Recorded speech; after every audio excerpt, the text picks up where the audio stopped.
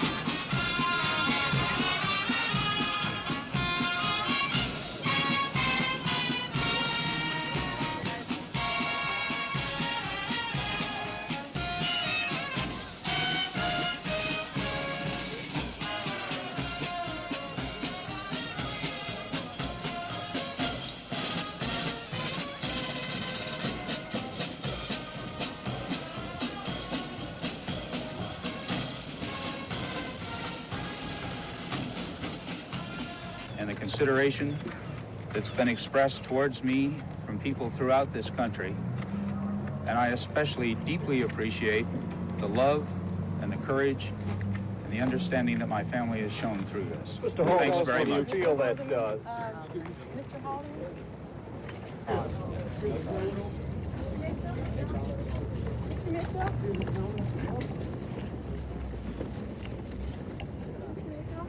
Mr. Mitchell? Do you have anything to say now? Mr. Mitchell? Say anything at all, sir? Mr. Mitchell? Do you regret anything, Mr. Mitchell? Mr. Mitchell, do you feel that you've received justice in this court? Here he is. I don't appreciate it.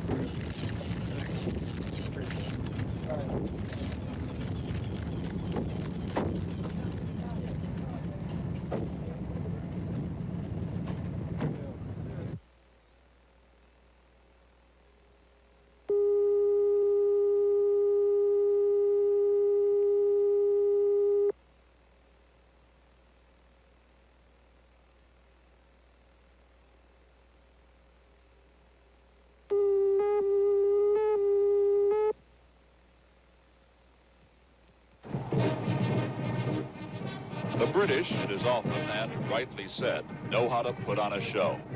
This week, they will be putting on one of their biggest ever. Flags have been going up all over London.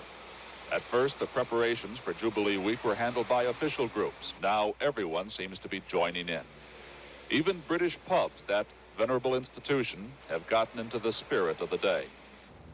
As always, there is the commercial side to royal celebrations. One reason for having a monarchy is to attract tourists. To make sure there's always something to spend money on, there's a full range of souvenirs, from kitsch to quality. For the British, this will be a special week, an opportunity to forget many of the problems the country faces and simply enjoy life.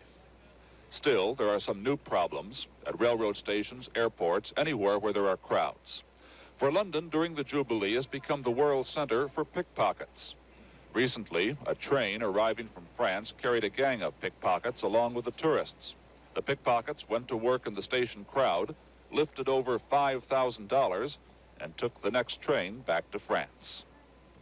In the end, though, it is the celebration which will be remembered. It is the pageantry which has attracted visitors to London from all over the world. It is sometimes asked what purpose a monarchy serves. One answer is simple. If Britain didn't have a queen, it wouldn't have a jubilee. And think of all the fun people would miss. And so to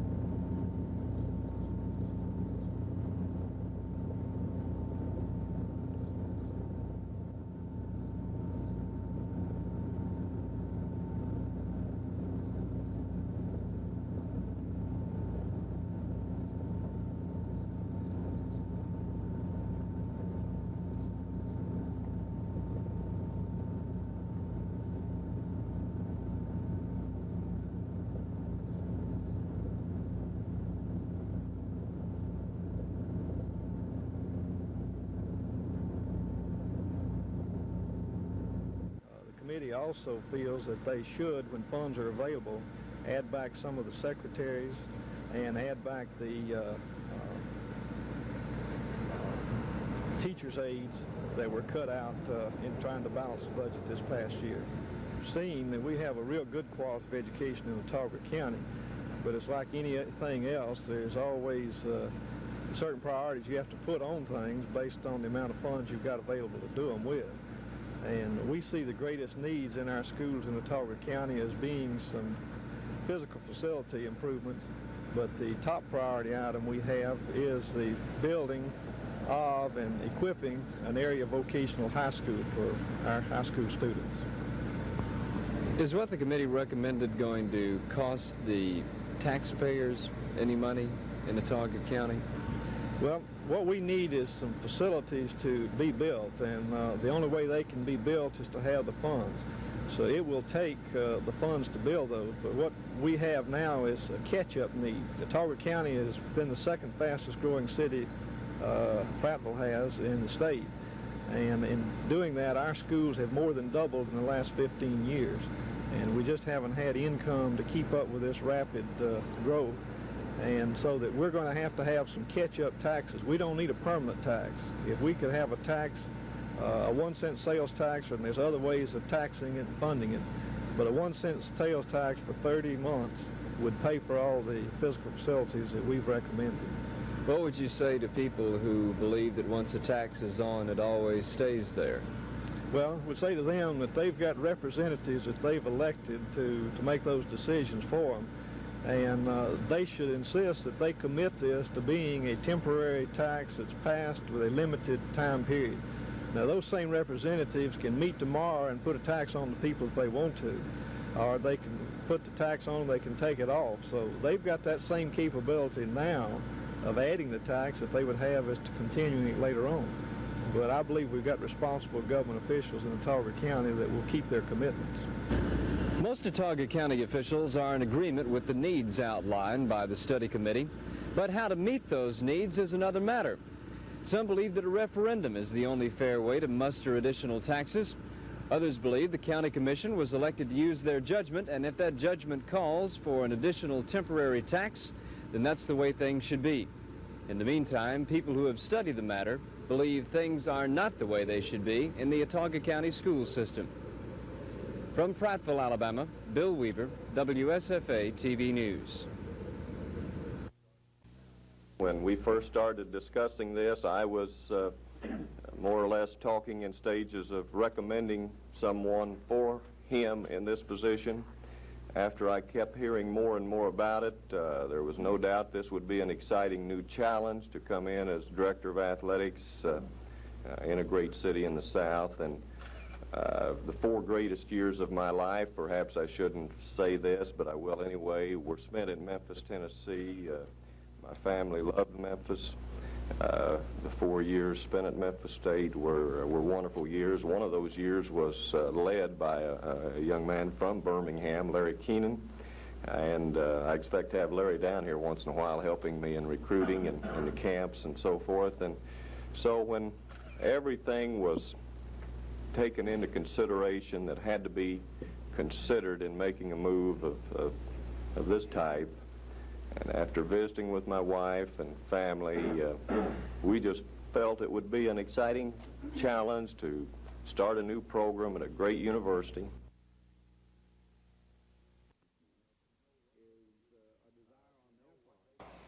To know what they could do. Continuing commitment to do the best within our resources to improve the parks and recreation facilities in the city of Montgomery. Pleasure today to announce the purchase of 2 new park sites in the city of Montgomery, and also point out that we have completed the purchase of the 3rd park site here in Montgomery.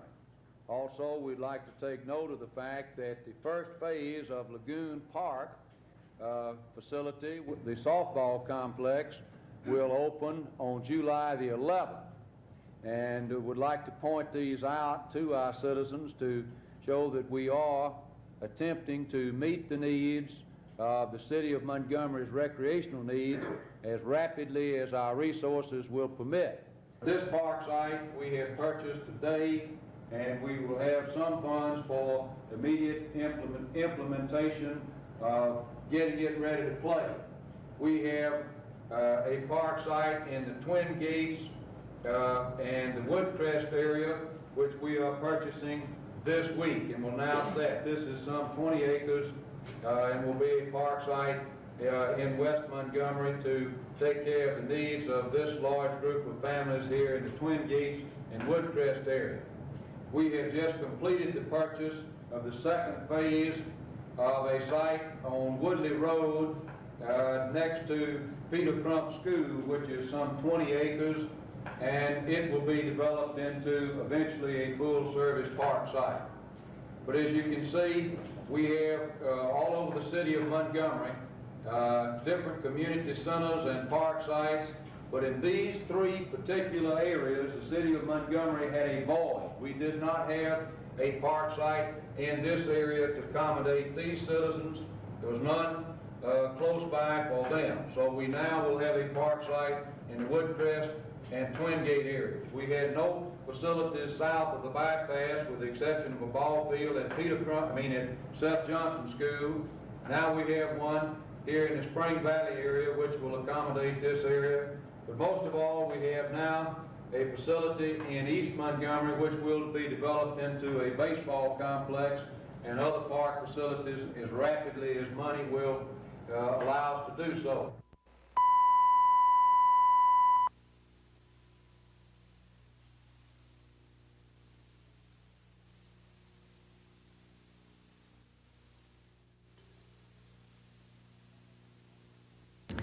I don't know if it's attitude of both the elder population and the younger generation today, but we really have a selling job to perform both for the reserves and the National Guard in the various states in this country. We've got the benefits, and that's one of the reasons we established a full-time recruiting program in the United States Army Reserve 1 year ago. The 412th Engineer Command, for example, in a 4-state area, we have 15 full-time recruiters on a 2-year active duty tour, just to talk to the prior service and non-prior service folks about the features and benefits of our program. Are you up to the level that you feel you should be here in the South? Well, fortunately, moving from the northeastern states and living in the southeast for approximately 6 months, the 412th Engineer Command is currently at 100% strength. However, we do have people who are scheduled to get out in 30, 60, 90 days, and our problem more is, in the southeast, I'd say, is a retention problem versus the northeastern market where they have both a recruiting and a retention problem. Are there any other differences between the Northeast and the South in other areas? Yes, sir, definitely. One of the things I've found is the amount of patriotism or pro-military attitude in the Southeast is a 180-degree turn by both the military and civilian community versus the northeastern market, and I'm really grateful for that, and my job makes it a little easier.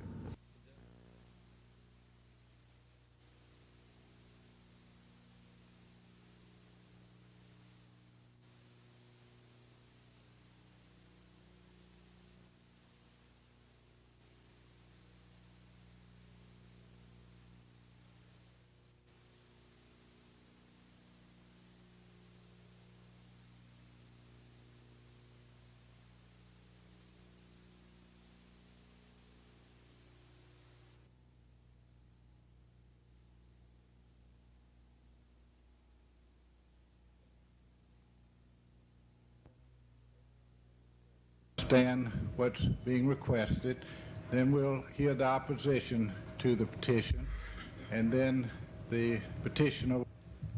First item on the agenda presented by the Alabama Power Company. Anyone here interested? Water main or another type of meeting, the board indicated that they had 3 alternates. One was to grant us a variance, the other was to deny it, and the third was to delay it. I would hope at this point in time that they would delay their decision for about 2 weeks, primarily because, as indicated in the meeting, we had indicated that we have an alternate site, and if this site can be put together, I believe it would be the best location from the standpoint of trying to serve the needs of the people, a compromised position, if you would. And we would prefer to work it out to the extent that make as many people happy with it as we could.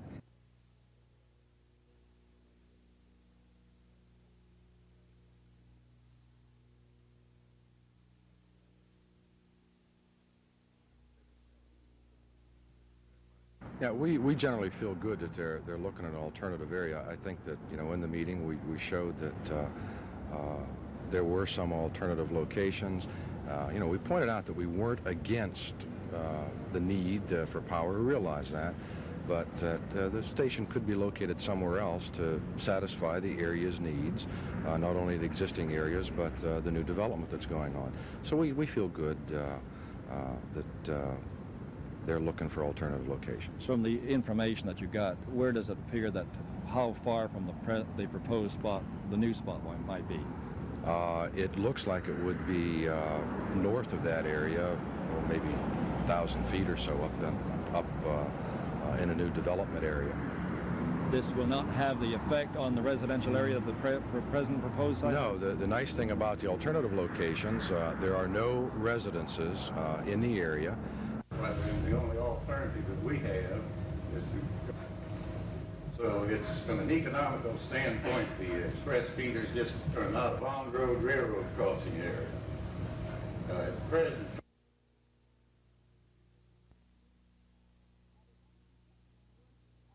now they're going to be different in your county. They're not quite the same as they are here in this county. But basically, all of the counties in the state have places for young people to go when they have a problem, or for their families or their friends. And many of you will have schoolmates, for instance, who will tell you about a parent who possibly is drinking too much.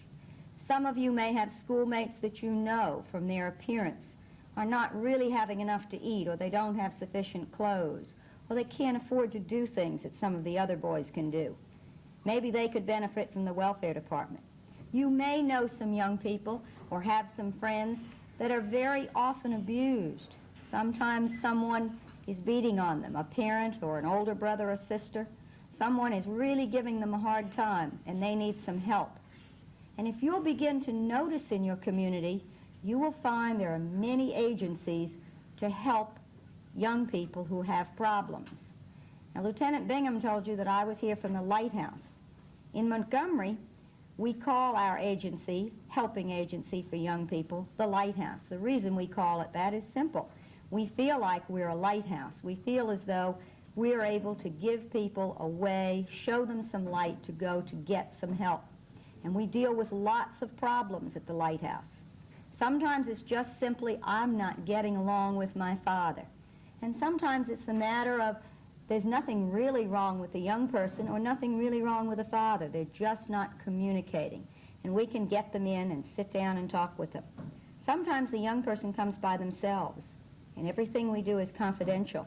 We don't call up his daddy and say, John was here this afternoon to talk about the fact that you won't let him go roller skating with his friends on Friday night. But rather we'll talk with John a few times and give him some ideas, some things he might do to sit down and talk with his dad and change some of his behavior and maybe some of his father's behavior. Sometimes he'll say, gee, I wish you'd talk with my father. And in that case, we'll say, why don't you bring your dad over? Or may I call your father? And sometimes we're able to call his father, have a chat with him at the office, and he says, well, I'll stop in this evening. Tonight at 6 o'clock, I have a father. He's bringing his daughter with him. The daughter had run away from home and been gone several days. And he's worried about it. He's not really sure what to do about it. So he's going to bring her, and we're going to sit down and talk this over. Now, most of all, we try to spend time with the young person, hear what they have to say. We try to believe what they tell us. We try to help them make some good plans for changing things. We include their parents when they want us to, and we try to be honest and fair with the parents. Sometimes we have young people who don't have maybe they don't have a mother or a father. Maybe they're living with grandparents. Maybe they're foster children. Sometimes we have boys or girls that are living in single-parent homes, and we find other people to act as a friend, kind of a big brother, big sister program.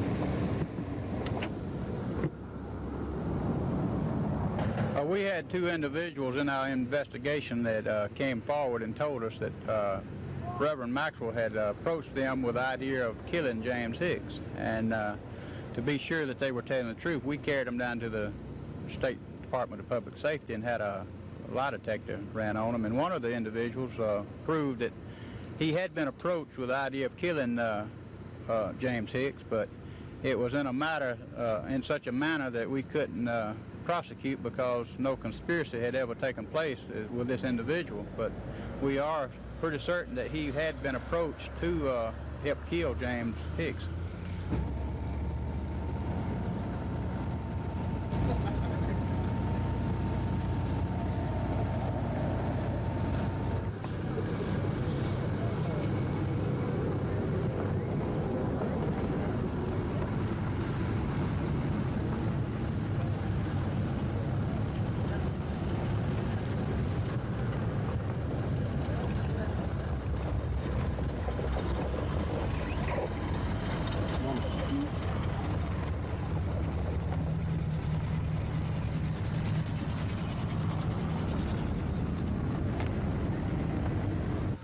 Well, he was one of the few up here that I know that would putt wood in a Lincoln Continental automobile.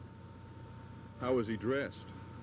Well, he was always a neat dresser, well-groomed, a neat person. Okay.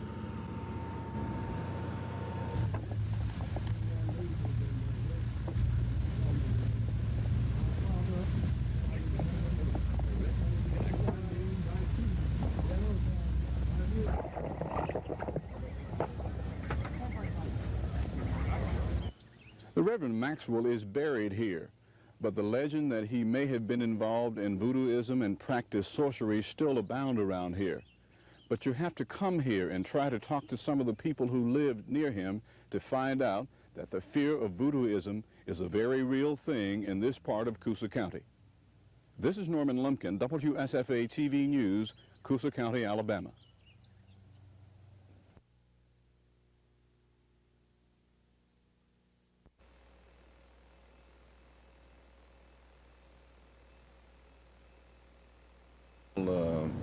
Maxwell's while you were sheriff.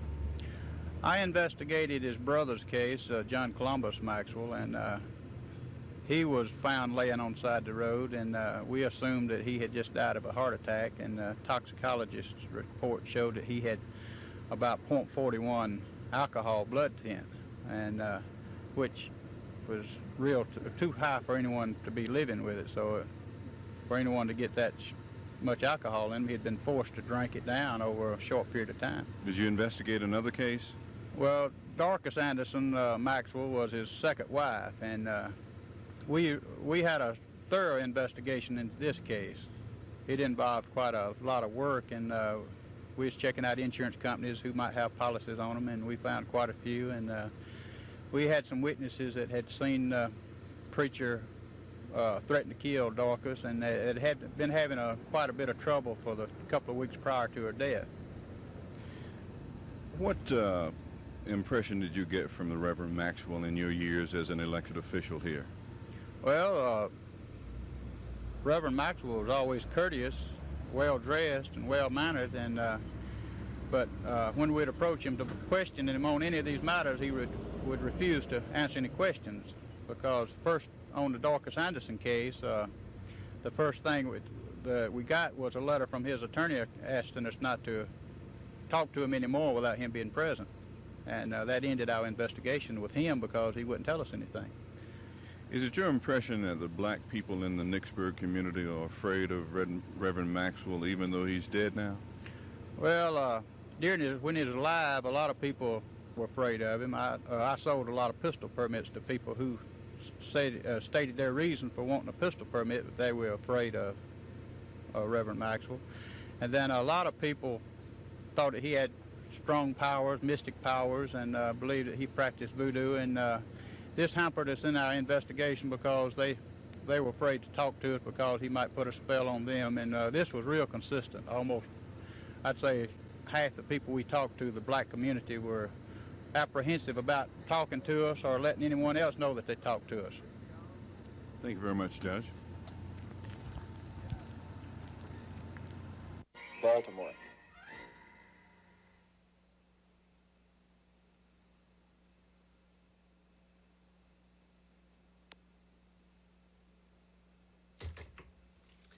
The nightly news lineup for this evening includes number 1 from Washington, Judy Woodruff on Carter outlining plan for overhaul of welfare system, 2 minutes.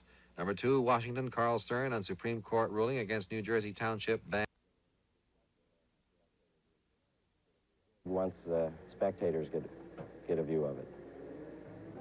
Promoters are hoping off-road will develop into a spectator sport, but with all that dust, they'll have to be as hardy as the drivers. There's no shortage of drivers, and the Mint 400 is one of a 7-race circuit in the Southwest. Jack O'Rourke, NBC News.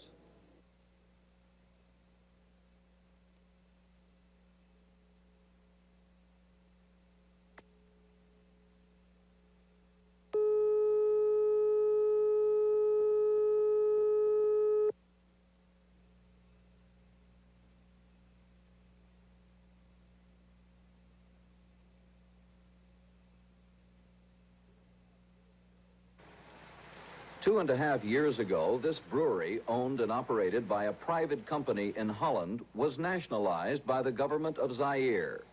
At the same time, hundreds of other foreign-owned businesses were taken over by the government and given to Zaire citizens to manage.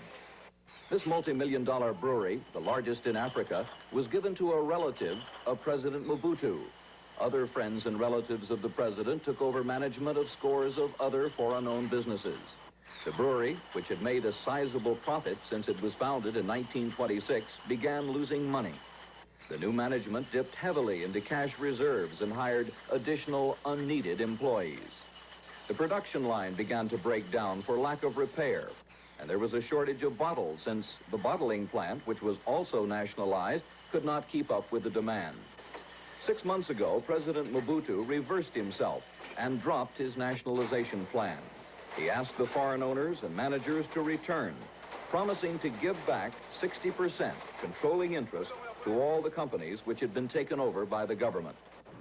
As the experience of this brewery shows, the government's brief experiment with nationalization has been a disaster. It will take months, perhaps even years, before the damage to the country's economy can be repaired. John Palmer, NBC News, Kinshasa, Zaire.